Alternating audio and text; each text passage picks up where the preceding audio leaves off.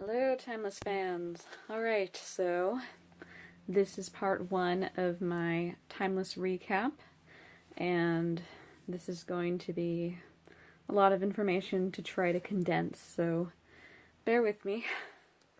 So I already did my reaction from last night's season finale, and I'm still hoping it's just going to be the season finale and not the series finale. I've just been looking at the news all day, trying to see if anything's been said about Timeless continuing or not. And I'm so nervous about it. But I'm still hoping. I'm gonna hope that there were enough views at least, even just for the finale, that will convince NBC to continue the show. Especially since we have a cliffhanger that really needs to be resolved, so fingers crossed.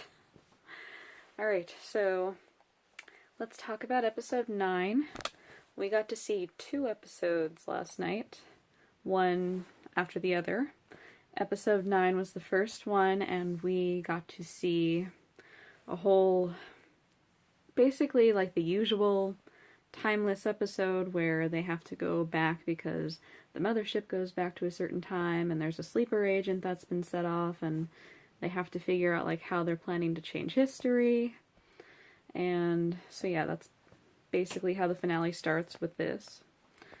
So we actually go back to 1863 South Carolina, and the Time Team is trying to help Harriet Tubman, who is leading a regiment of men who are trying to free slaves during the Civil War.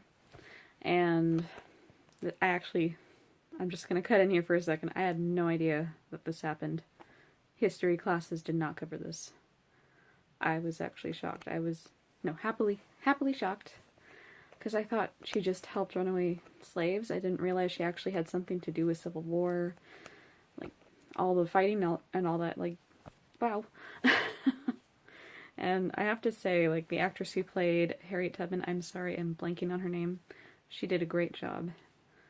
She was very convincing as Harriet Tubman, somebody who's fighting for her rights and freedom and fighting for others' rights.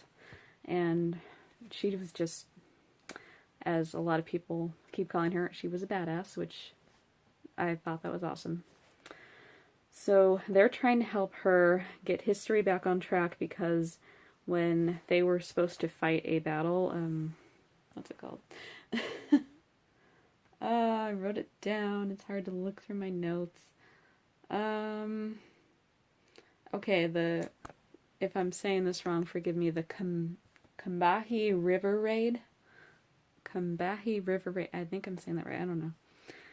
There's the River Raid, where they were successful originally. However, because of the sleeper agent, they end up losing that battle. And now there's a Colonel Montgomery who was aiding Tubman with men to fight with her, but because that raid was so unsuccessful, he's not backing her up anymore, and that's not supposed to happen.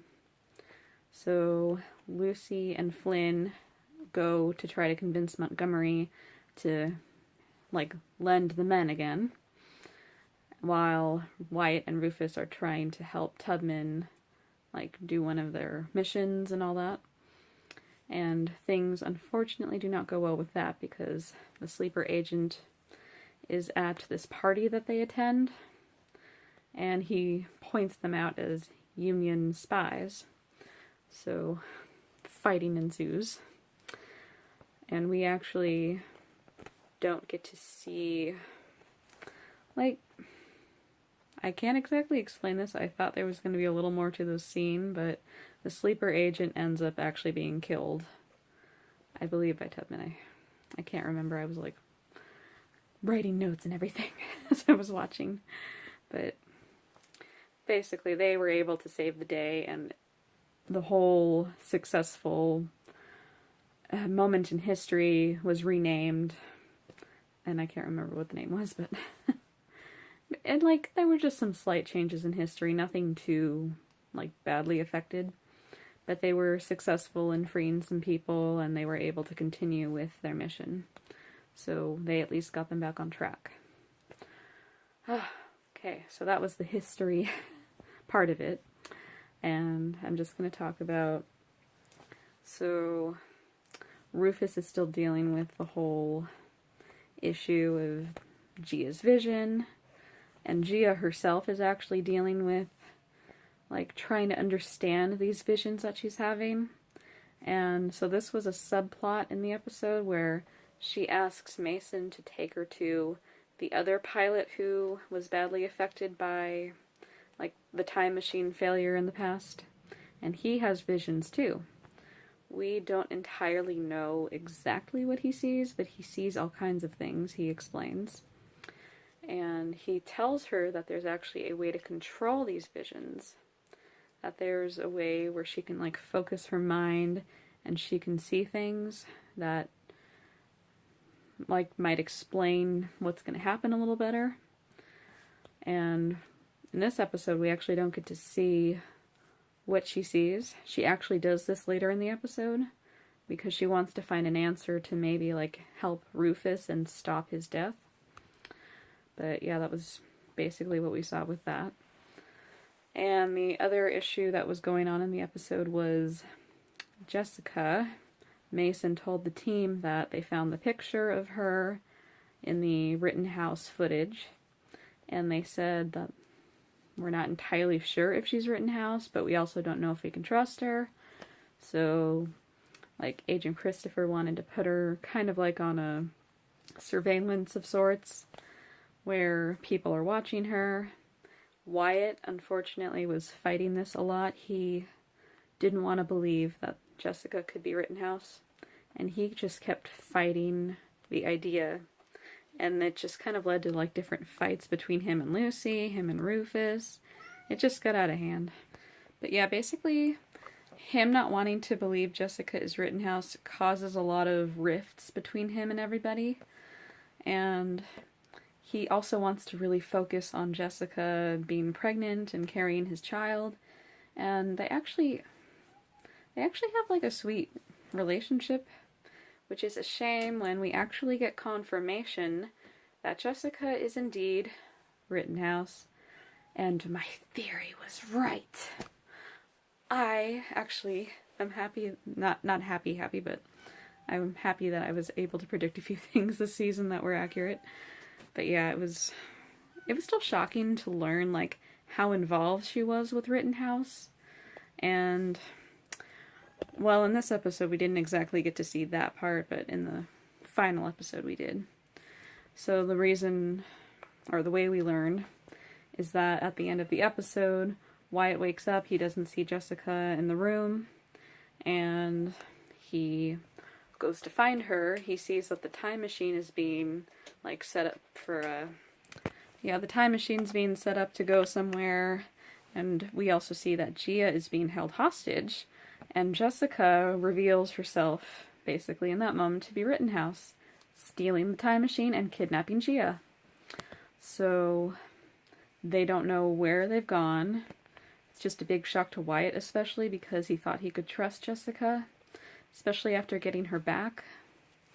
And it's just really, like, the way they did it, I thought was really well done.